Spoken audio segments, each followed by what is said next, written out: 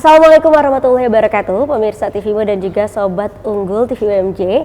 Selamat menyaksikan kembali program UMJ Talks bersama dengan saya Vini Auliani, yang mana kita berlokasi di Gedung Rektorat Lantai 5 dari Universitas Muhammadiyah Jakarta. UMJ Talks akan memberikan cerita-cerita dan juga sharing-sharing dari teman-teman mahasiswa dan mahasiswi berprestasi dari UMJ. Nah, seperti apa kira-kira? Kali ini kita akan membahas tema mengenai pesilat tapak suci, yaitu ada narasumber kita, ada Samsu Rizal Zikri yang merupakan mahasiswa dari Fakultas Kesehatan Masyarakat yang saat ini sudah ada di samping saya. Halo, Assalamualaikum Rizal. Ya, apa kabar Rizal? Alhamdulillah baik Kak. Baik ya, Alhamdulillah. Baik, Rizal ini adalah ikut tapak suci ya Rizal ya? Iya, betul. Nah Rizal ini merupakan suatu kebanggaan sekali ya Rizal ya, bisa menggunakan pakaian kebanggaan tapak suci nih.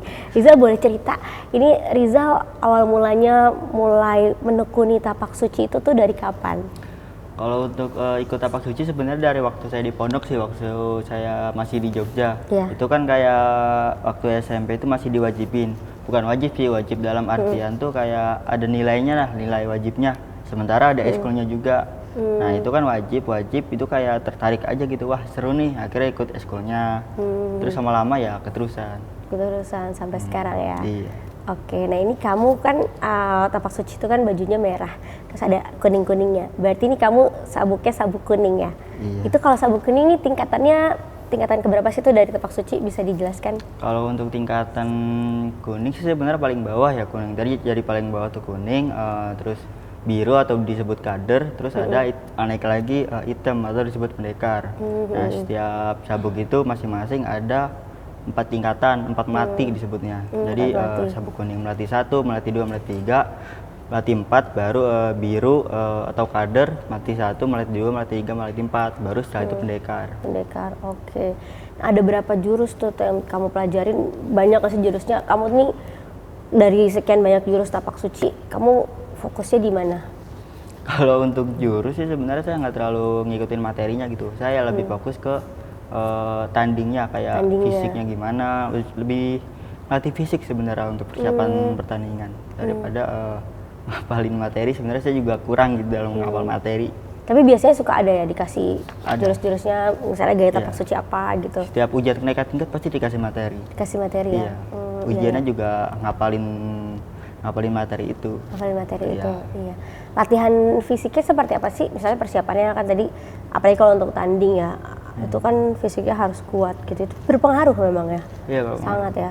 Karena yang tanding itu kan 2 kali 5 menit ya di arena. 2 kali 2 menit di arena. Itu kan kayak kita harus gerak terus gitu. Gimana jantung itu harus benar-benar kuat gitu. Kalau yang benar-benar nggak kuat ya bisa ya asma segala macem kan agak repot juga gitu. Makanya emang benar-benar dilatih itu yang jantungnya itu harus kuat. Apa tuh biasanya latihannya apa? Apakah lari misalnya? Lari sih salah satunya ya. Nah, yang pasti gerakannya terus-menerus, kayak tendang terus-menerus, mukul terus-menerus. Gitu, oke. Nah, dari tapak suci yang kamu ikuti ini, manfaatnya yang begitu terasa sama kamu, positifnya tuh apa? Yang pasti badan sih lebih ringan aja gitu kalau beraktivitas segala macem, kayak misalnya kuliah dan segala macem, kayak lebih enak aja gitu, karena kan sering olahraga juga. Iya, sering olahraga ya. Itu aja sih salah satunya. Terus waktu itu kan pernah patah nih operasi gitu. Nah itu divonis dokter tuh 6 bulan, 6 bulan tuh sembuh. Nah tapi kenyataannya tuh ternyata 3 bulan udah bisa latihan lagi. Alhamdulillah ya. Iya. Mungkin karena fisik kamu kuat, jadi penyembuhannya mungkin, juga proses pemulihannya lebih cepat ya. Faktor olahraga juga sih emang. Faktor olahraga ya. Jadi lebih cepat pemulihannya gitu. Biasanya kamu kalau latihan tapak suci tuh berapa kali gitu? Misalnya seminggu berapa kali? Kalau untuk di jadwal sih ya bisa 3 sampai 4 kali 4 kali dalam seminggu, bisa 3 kali sampai 4 kali. Cuman kan kadang pagi itu jogging sendiri, latihan sendiri. Iya. Kalau ininya di latihan rutinnya di mana tuh? Latihan rutin di samping ETB ini yang Geraha Ortom itu. Geraha Ortom itu. Ya. Atau di rumah juga bisa sih sebenarnya, ada samsak sendiri. Jam-jamnya biasanya jam berapa? Di luar jam kuliah, pagi, siang, atau sore? Yang atau malam justru? Malam ada, yang pasti nggak pagi sih. Pagi Soalnya kan teman-teman yang dari tapak suci dari fakultas lain juga kan kuliah juga. Yang pasti sih sore atau malam itu Malam yang ya. paling apa ya, yang paling enak untuk dijadikan waktu latihan tuh sore atau malam. Sore atau malam justru ya. Kalau lari pagi tadi kamu sendiri, berarti Iya, mungkin ya kita sebelum berangkat kuliah. tambahinnya Iya. berangkat kuliah sebelum aktivitas lari pagi sendiri gitu. Oke, nah kamu di tapak suci ini ada pernah meraih prestasi apa aja? Selama saya di pondok sih waktu itu pernah di Jateng ya, di Jawa Tengah, Pospeda gitu. Pekan olahraga pondok pesantren di setingkat Jawa Timur, Jawa Tengah, maaf. Iya, pondok pesantren waktu itu ya. Itu Iya. pondok pesantren tingkatan apa tadi? Itu tingkat provinsi, tingkat provinsi. Ketika kamu Pospeda, iya. pesantren di setingkat SMA atau SMP tuh? Itu waktu SMA, Waktu remaja. SMA, remaja ya. Kategorinya tanding remaja. Juara 3 ya gitu Juara tadi ya. 3, iya. Alhamdulillah. Pas kuliah ada apa, pernah ikut Pas kejuaraan kuliah apa? waktu itu tahun 2021 lomba Paku Bumi Open di Bandung. Paku Bumi Open di Iya, Bandung ya. iya. Oke, nah dari apa perlombaan-perlombaan kejuaraan yang kamu ikuti itu ada perjuangan apa tuh yang berkesan mungkin yang kamu inget sampai sekarang? Yang pastinya latihannya sebelum itu pasti tambah porsi itu. Nambah porsi latihan dari yang 4 minggu, Ya. 4 kali seminggu, bisa tiap hari. Intinya sebelum tanding tuh nambah porsi ya. Yang pastinya capek ya kan ya. Tapi yang namanya suka gitu kan. Kayak suka nih, Jadi- nggak apa-apa lah, capek lah, yang penting happy gitu. Happy ya, tetap ya. Baik. Nah, dari kegiatan itu juga, dari kejuaraan yang kamu ikuti itu yang paling berkesan itu ketika apa? Apakah mungkin ketika udah kamu melakukan persiapan, akhirnya menang, juara, atau tadi kayak cedera misalnya, itu kan salah satunya, apa ada cerita lainnya gitu. Tapi boleh simpen dulu ya Rizal ya. Nanti kita akan bahas selanjutnya di segmen berikutnya. Pemirsa, terima kasih masih bersama kami dalam UMJ Talks. Kita lanjutkan kembali perbincangan mengenai pesilat tapak suci bersama dengan Samsul Rizal atau biasa disapa Rizal ya. Iya. Ya. Nah, Rizal, boleh lanjutin lagi cerita pengalaman yang berkesan bagi kamu ketika mengikuti latihan ataupun juga kejuaraan tapak suci seperti itu. Sebenarnya yang paling berkesan tuh apa ya? Kayak bukan lomba datang terus kita menang atau kalah terus pulang, kayak datang pulang, datang lomba terus pulang. Itu yang menurut saya sih itu biasa. Cuman yang paling berkesan kemarin tuh waktu saya cedera CL. Waktu itu di UNJ, Universitas Negeri Jakarta. Waktu pertandingan UNJ Open. Nah itu waktu itu saya tuh kan tanding seperti biasa. Nah ternyata ketika saya mau banting lawan saya, ternyata kaki saya itu ketiban lawan saya sendiri. Jadi akhirnya ya saya cedera, akhirnya ditandu, dibawa ke pinggir. Ya udah, akhirnya di situ saya kalah KO. Nggak bisa lanjut pertandingan. Iya. Tapi selanjutnya pengobatannya gimana tuh? Dan setelah itu saya dirujuk ke rumah sakit Kolombiasi ya, kalau kakaknya tahu. Dirujuk ke sana, akhirnya ya emang harus operasi HCL. Operasi itu operasi HCR Iya, namanya. operasi HCL. Cuman untuk biaya operasi alhamdulillah ditanggung dari penyelenggara sih. BPJS dari penyelenggaranya. Berapa lama sampai pemulihannya sampai benar-benar bisa aktif lagi? Waktu itu dari dokternya sih ngomong setahunan udah baru boleh latihan lagi. Cuman saya nggak tahu, saya kan untuk sekarang saya emang masih fisioterapi ya, saya masih jalanin fisioterapi dari rumah sakit. Nah, kamu kan ketika itu lagi lomba ya, lagi tanding. Iya. Terus ternyata ada kecelakaan kan yang memang kita nggak bisa prediksi ya. Iya. Ada kecelakaan, ternyata kamu cedera seperti itu. Ada perasaan gimana? Kecewa atau kamu lebih sedihnya karena kamu cedera, atau sedih karena akhirnya harus nggak bisa melanjutkan perjuangan mengikuti kejuaraan itu? Yang pasti sedih juga sih, sedih udah pasti lah. Terus juga kayak trauma juga waktu itu kan nyoba latihan juga kayak trauma gitu, kayak takut ketendang lagi, masih ada trauma sih sebenarnya sampai sekarang. Cuman dari terus juga dari orang tua juga sebenarnya udah nggak bolehin buat ikut-ikut ginian lagi. Ya wajar lah, orang tua juga kan Iya, khawatir. khawatir. Cuman saya kemarin nego-nego juga sama orang tua, gimana kalau saya ikut seni gitu. Soalnya kan di silat itu kan ada 2 kategori tuh, ada kategori tanding sama kategori perlombaan seni. Nah, saya mau pindah dari tanding ke seni, karena seni kan hanya peragaan ini aja, peragaan jurus-jurus saja. Saya nyoba ngomong ke orang tua gitu, akhirnya ya mudah-mudahan sih boleh. Gitu ya. Alhamdulillah. Jadi kamu masih tetap semangat ya, Ya, untuk masih pengen sih melanjutkan, sebenarnya. masih pengen ya Iya. untuk melanjutkan tapak suci. Tapi apa yang memotivasi kamu masih tetap punya keinginan yang mendalam gitu kan untuk melanjutkan tapak suci? Padahal kan kamu udah ibaratnya udah kena cedera nih gara-gara tapak suci nih, kakinya jadi cedera begitu. Apa ya, emang udah dari SMP gitu disuapin Udah jatuh kayak cinta latihan ya. gini ya. Jadi apa ya, kayak mau lepas tuh sayang gitu. Sayang ya. Mau udahin tuh kayak sayang aja. Iya betul banget. Jadi sekarang di seninya. Iya, rencana mau di seninya. Nah, setelah fisio saya udah sembuh, fisioterapinya udah apa ya, udah nggak fisioterapi lagi lah istilahnya. Ya mau lanjut ke seni aja. Gitu. Tapi waktu cedera itu sempat masih tetap bisa jalan atau memang sempat Udah nggak bisa jalan sama sekali, udah ditandu. waktu terus- cedera itu ya, Iya. ditandu dan agak lumayan lama ya pemulihannya, recovery-nya itu. Kalau sekarang udah mulai udah berangsur enak sih, pulih, udah bisa kuliah lagi kayak alhamdulillah. Mas. lagi. Tapi ada larangan nggak dari dokter memang untuk tanding sebaiknya dihindari seperti itu? Apa ada larangan dari dokter atau gimana? Untuk dari dokter sih kemarin terakhir konsul itu udah boleh latihan, cuman untuk tanding belum boleh. Belum boleh ada benturan-benturan lah istilahnya. Karena untuk menghindari ya. Iya. Baik, kalau seni itu jadi kayak gimana nanti? Ada target kamu selanjutnya untuk bisa mengembangkan tapak suci untuk di bidang seninya tadi ya? Karena kan ada tanding, ada seni. Apa nih rencana kamu selanjutnya? Rencana sih ya mau ke seni aja gitu, seni tunggal sih rencananya. Kan seni kan ada yang seni beregu yang 3 orang, ada seni ganda yang Iya. 2 orang tuh, sama seni tunggal. Nah saya mau di seni tunggalnya. Seni tunggalnya. Iya. Tapi pernah nggak ada pengalaman Rizal, misalnya pengalaman pribadi sendiri, yang menurut Rizal ada manfaatnya nih dari tapak suci, misalnya entah itu diganggu orang atau mungkin ada orang yang jahat, terus akhirnya ilmu-ilmu dari tapak suci Rizal terapin nih untuk membela diri gitu, ataupun juga membela orang terdekat gitu. Sebenarnya sih waktu itu sempat justru ditawarin ngelatih sih, manfaat di situ. Ngelatih ya? Di salah satu pondok Ya. di Sawangan, ditawarin ngelatih tapak suci.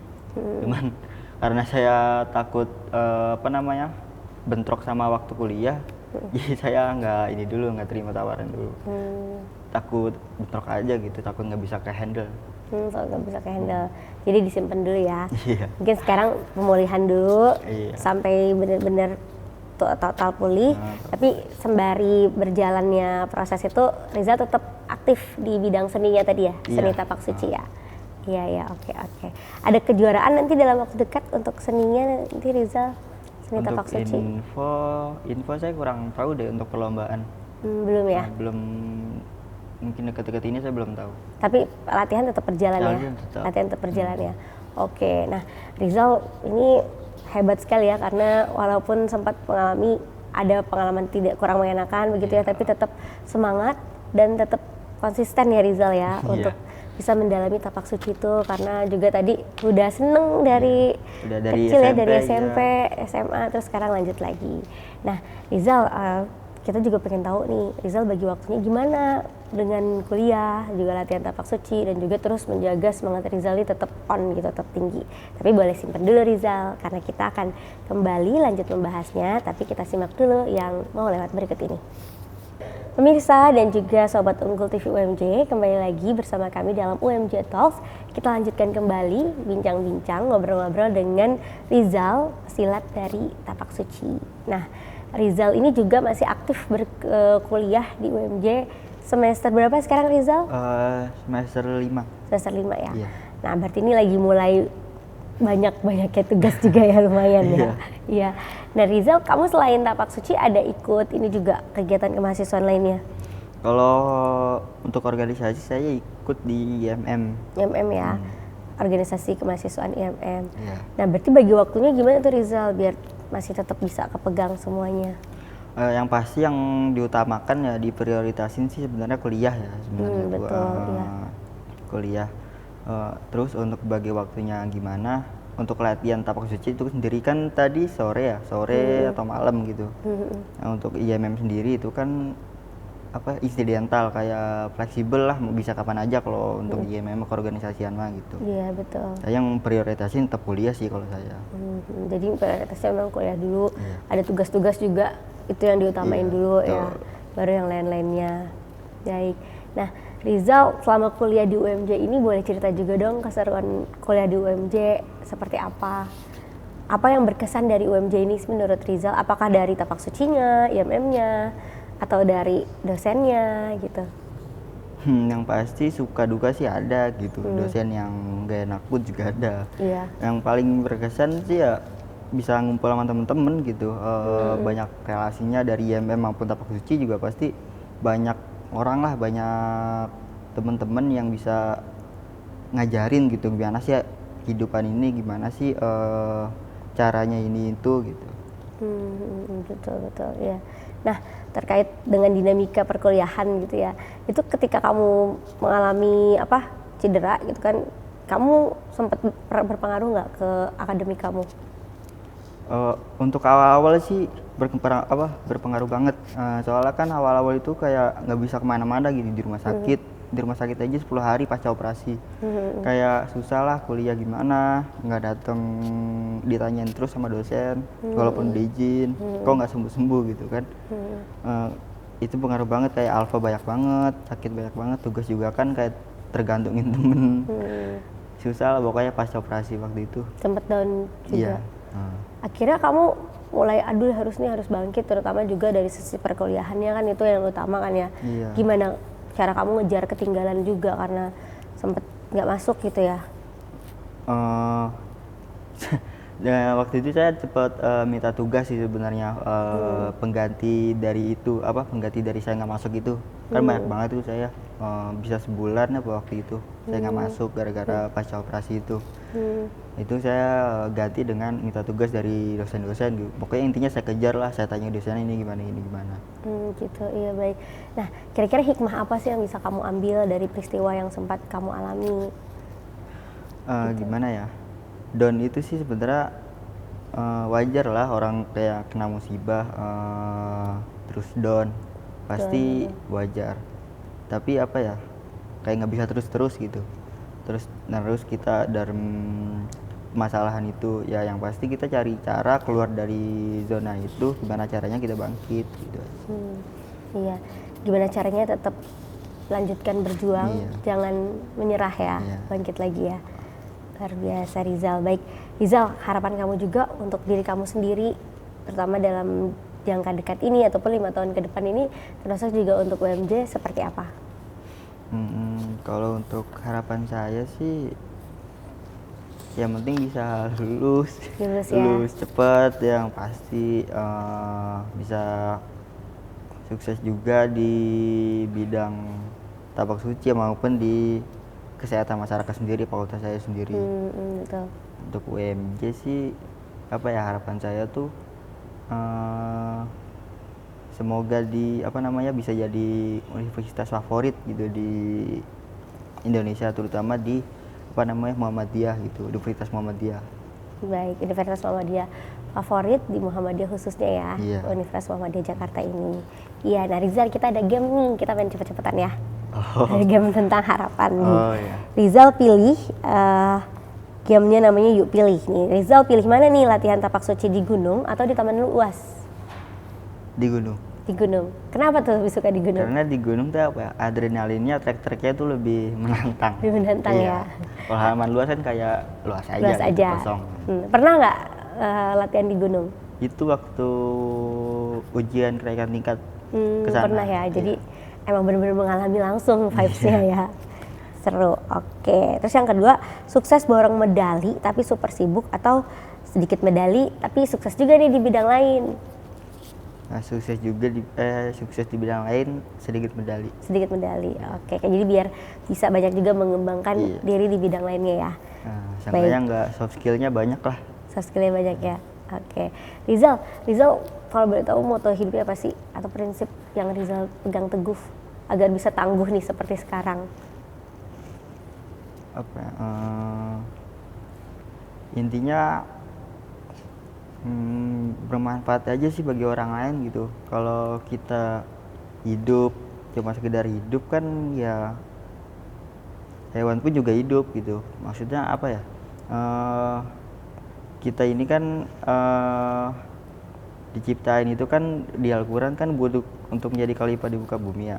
Iya. Nah, kalau dari saya tangkap dari ayat itu, waktu saya diajarin di pondok, maksudnya itu mengarah ke kita itu mau jadi apa gitu untuk masyarakat gitu, bermanfaat untuk apa untuk masyarakat gitu. Iya. Mau bermanfaatkah atau tidak untuk masyarakat seperti itu. Nah, yang saya pengen, kalau dari saya pengennya ya saya pengen bermanfaat bagi masyarakat. Entah ilmu nanti kesehatannya, entah ilmu apa aja yang saya pakai, nanti intinya saya mau bermanfaat bagi masyarakat. Baik, jadi prinsip Rizal ingin menjadi yang bermanfaat ya, bisa memberikan sebaik-baiknya manfaat untuk masyarakat. Iya betul. Iya. Nah, Rizal boleh bagi juga kalimat inspiratif, motivasi, karena Rizal sendiri kan sudah mengalami ya, sempat down, tapi akhirnya Rizal bisa bangkit, bisa survive tentunya dalam menjalani kehidupan ini di tengah banyak cobaan ya Rizal ya, baik cobaan secara pribadi di tapak suci ataupun juga lain halnya di dunia perkuliahan. Boleh Rizal kasih sharingnya kata-kata inspiratif dan penyemangat untuk teman-teman pemirsa. Buat teman-teman semua, untuk nanti sebesar apapun masalah kalian yang kalian hadapi, jangan pernah berpikir untuk menyerah gitu. Tetap bangkit, tetap berusaha, apapun tantangan yang ke depan tetap berusaha intinya. Gitu. Baik, terima kasih Rizal atas penyemangatnya dan juga sharing-sharingnya. Semangat juga buat Rizal ya. Ya, Sukses makasih. selalu. Mudah-mudahan Rizal juga diberikan kelancaran dan kemudahan oleh Allah dalam meraih perjalanan, meraih apa yang Rizal cita-citakan. Amin. Sekali lagi makasih ya Rizal ya. Ya, makasih juga Kak. Ya.